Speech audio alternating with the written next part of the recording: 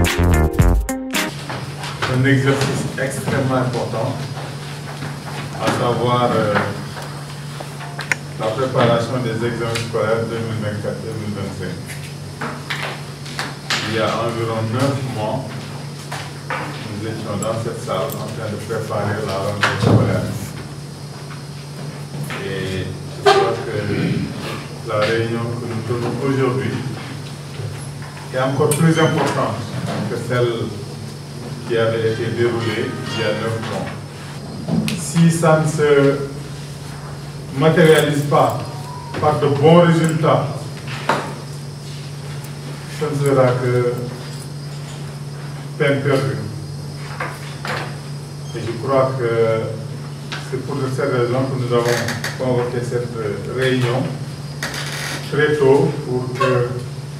l'ensemble des maires qui sont là et l'ensemble des autres acteurs, chacun à son niveau, faire le nécessaire pour que les examens se déroulent correctement. Merci d'être venu, merci à tous. Mais comme nous l'avons fait ensemble, nous n'avons pas directement dit wolof. Dañu fi nekk tey pour préparer examen li nga xam ne suñu doom yi war nañ koo def ci at mi. Donc li ñu jàngoon ci at mi yëpp ci weer wi ak weer wi ci topp ci lañ leen koy xaymaa bu ñu leen di xaymaa nag dafa laaj organisation bu mucc ayib laaj xarañte bu mucc ayib laaj tamit parce que ñoom du ñun ñoo leen di évaluer maanaam du enseignant yi fi nekk du ñoom ñooy évaluer suñuy doom ñeneen ñooy jóge feneen ñëw te yooyu yëpp dafa am lu mu laaj donc loolu c'est extrêmement important donc yooyu yëpp ci la bokk léegi nag dañuy bàyyi IEF mu def présentation bi comme ça ñu xool yan recommandation maa ngi fàttali ne le premier ministre aussi defoon na une rencontre interministérielle sur les examens am na ay recommandations yu mu fa def xëy na IEF dina ci ñëwaat bu loolu ñëwee ñu xool luñ ciy jukki loo xam ne suñu département bi loolu lañ ko fa war a def bu boobaa ñu xool ñun naka la ñuy def ba organiser ay examen yoo xam ne yu mucc ayib incha allah IEF vous avez la parole. Monsieur le préfet du département de Maïmouna, messieurs les sous-préfets de Sagnan, d'Alminam, adjoint au sous-préfet de Sagnan, messieurs les maires des différentes communes du département, nous avons ici représenté les maires de Sagnan, le maire de Djoum et celui de Darminam. Mesdames et messieurs, je voudrais à l'entendre de mes propos rendre grâce à Dieu qui nous a permis de nous retrouver dans cette salle de réunion de la préfecture pour réfléchir ensemble sur l'organisation, la préparation des examens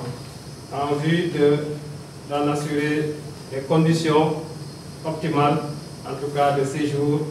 de nos potaches dans les salles d'examen.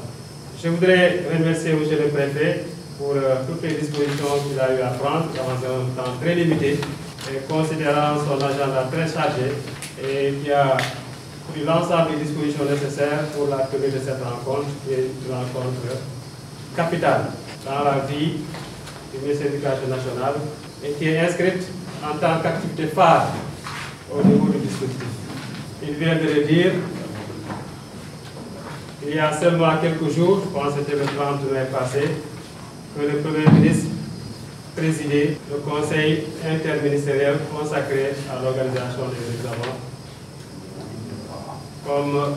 il le fait habituellement à l'approche des examens. Monsieur le préfet l'a dit, une telle rencontre est importante, en ce sens que nous nous sommes retrouvés au mois d'octobre en CDD de préparation de la rentrée. Et nous devons nous arrêter à l'approche des examens pour essayer de voir ce qui a été fait, et surtout dans une approche participative et inclusive, ce que nous devons prendre comme disposition pour une bonne organisation des examens scolaires. Je me souviens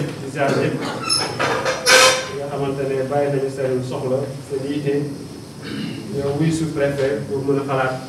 naka lañu mën a organiser examen scolaire 2024-2025. Voilà ma dugg ci présentation document bu ñu élaboré c'est le préfet may ma sant ak gërëm en tout cas l'ensemble des acteurs pour lim Djoum, puisque nous venons de 2 événements phares qui, comme cet événement, cette rencontre, est un des événements phares ou des activités phares de l'IEF. Je veux parler des phases départementales du concours de récital de Coran et de Hadith, et dont la réussite a été rendue possible grâce à l'implication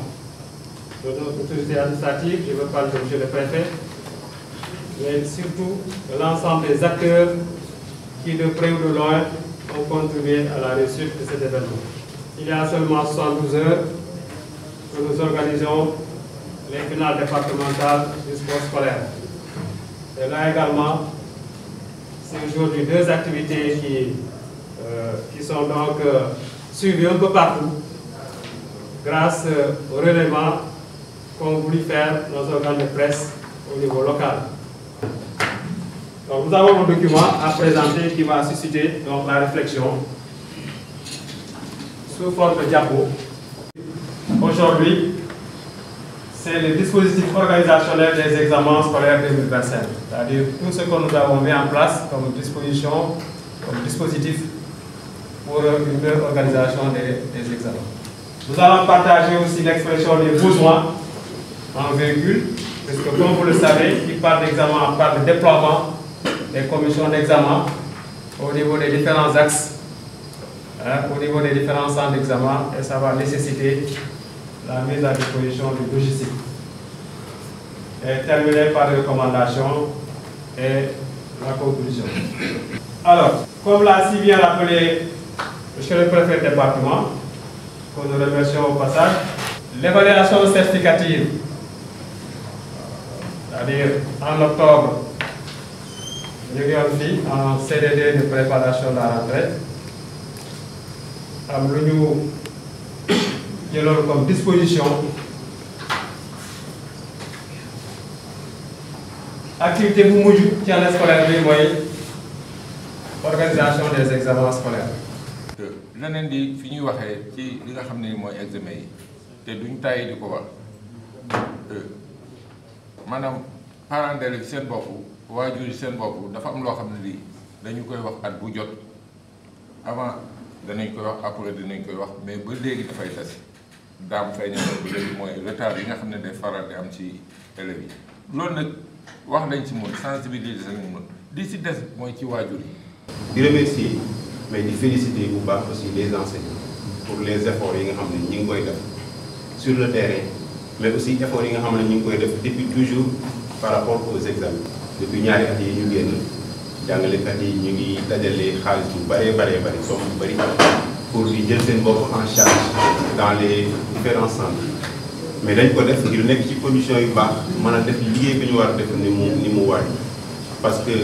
ailleurs demeewul noonu boo demee feneen dans les grandes villes kenn ku nekk da ngay jugee si kër peut-être def examen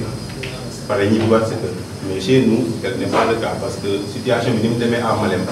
moo tax il nous faut une bonne organisation pour que liggéey bi ñu war a def ñu mën koo def dans de très bonnes conditions loolu moo tax toujours jàngalekat yi di fexe ba dajaloo organiser wu mën a jël seen bopp en charge di si jaajëfal bu baax aussi tous les maires du département à chaque fois ñoom aussi ñi ngi xool naka la ñuy fexe ba liggéeykat yi ci examen yi ñu nekk ci conditions yu baax ngir li leen yëkkati ñu mën koo def ci gën gaa rafet bi defir mais malgré tous ces efforts monsieur le préfet même comme monsieur Dame l'a dit tous les syndicats au niveau départemental mettent leur siège à la disposition des personnels qui seront là pour les examens toujours mais plus suñu kër yi sax dañ koy génn jox ko ñi nga xamante ne ñooy ñëw fii aussi fii à Malem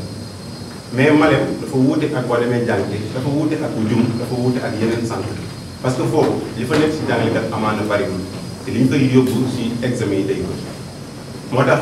ñu bëri la ñuy dëkk si école mais dañ koy dëkkee ak ay conditions yu xaw a jafe monsieur le maire daaw à jànge jàngalekat moo dem këram à Bangaaj génnee waa këram wàcce seen lali matelas yi andi ko ci centre pour jàngalekat yi am fu ñu dëkk. c'est moi qui fais partie de prendre ces matelas là avec une charrette. beneen bi ci topp aussi toujours ci préparation de l'examen gis nañ ni parents d'élèves yi ak élèves yi day mel ni parfois sax information bi day xaw a des. pourquoi parce que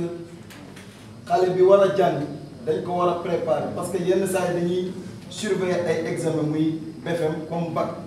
dañuy gis ne élève bi ci boppam heure bi mu war a ñëw parce que déjà 7h30 dafa war a présenter ñëw au niveau du centre gis nañu day am ay retard te retard yooyu souvent c'est lié booy bi day war a xëy lekk ndékki souvent parents bi ko préparer bu añee aussi comme le bac à 14h élèves war a préparer te yaakaar naa loolu aussi parents yi dañoo war a am benn sensibilisation xam ne élève bi def bac am na heure bi mu war a dem mu préparer loolu aussi mën na faciliter souvent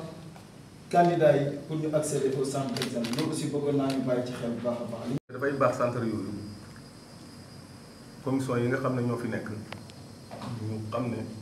centre examen yore ko du caaxaan école rek ubbi ko yore ko du caaxaan ko mën a centre examen boo dee kaas bañ ubbi la centre examen da ngay xam ne dafa am lu la war comme li Abo wax léegi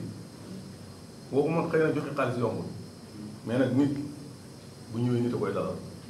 kon ñi nga nekk xam ne ñoo nekk si centre yi dañu war a sensibiliser ñoo xam ne ay gan lañ yore te gan ñi ay nit lañ te am na si ñoo xam ne xëy na Dakar la ñuy jógee am na ñoo xam ne feneen la ñuy jógee ay climatiseurs ñoo leen déglu ñu jógee fi ñu yóbbu leen si àll bi dañ leen mënuñu am condition yooyu mais nag dañ leen war a dalal normalement accueillir leen jox leen même bu fekkee ne nga xam ne basang lañ am ñu jox leen ko ñu tëdd loolu mooy li nga xam ne mooy li jaar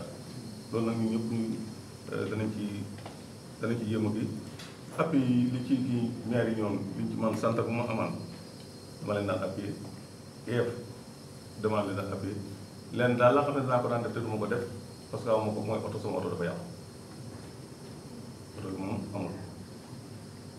waaye lu ma daan def bu soobee yàlla ci centre bi. waaw mais li nga doon oto bi nga doon jël da nga koy remplacer carburant donc carburant bi ngay jox da nga koy yokk. carburant mën naa ko yokk. voilà. ci li nga xam ne nii moom lañ ci jox comme recommandation président di renouveler engagement ak yéenam lépp loo xam ne ni doon na ko taxawu bu examen jotaan taxawaay bu mu fa doon taxawaay bu fekkee ne yokk ko am na yéena du ko wàññi taxawaay bi nag yaakaar naa IEF bu ñu bàyyi ñu wax naka sa du noonu doonoon na mettre à sa disposition le véhicule mais également centre yi nga xam ne nii moo fi nekk muy BFEM yi parce que il faut le préciser CFE nekkul ci compétence mais newul ci compétence mais moom jàpp na ne ñooñu ay doomu département bi lañ ba tax na taxawaay bi nga xam ne doon na ko ci taxawaay doon na dina ko def doon na accompagner IEF ci véhicule jël chauffeur ak véhicule bi yëpp mettre ko à sa disposition centre yi ni ma ko waxee. ak carburant. incha allah waaw carburant. waaw danañ ko pare dinañ ci. ah na leer rek man sama CDD moom kenn du fi génn naan waxuñ fa lu leer. il faut ngeen engagé wu jël carburant parce que 880 litres yi comme nee nga léegi yéen BFEM moo leen intéressé BFEM 520 litres la donc 520 litres yi yéen a koy jox ak oto ñun yeneen oto yi ñu jël ko jox ko IEF parce que au BFEM on a besoin de 5 véhicules donc bu ngeen joxee benn ñun ñu joxe ñeent comme ñun amuñu carburant yéen ngeen joxe carburant. incha allah dinaa ko wax ko président. bu soobee yàlla ne ko le préfet insiste sur cela. incha allah. Très bien. Donc, priorité accompagnement des collectivités et ensuite la contribution de la DEXO à partir du fonds d'appui aux examens et concours. Car bien que c'est insuffisant que nous parvenons à le faire. Également, il faudrait que nous, c'est la raison de tout le sens de cette rencontre-là, nous volons dans une approche participative, inclusive, solidaire. Nous nous kenn ku nekk vigilant. Il ne faut pas penser que c'est le préfet, c'est l'IEF. Non, c'est tout le monde. Fépp ñu yaakaar ne fu ñu séntu fay bi nga xamante ne dina gàllankoor examen bi nañu alerter rapidement ñu mobiliser wu pour vraiment aller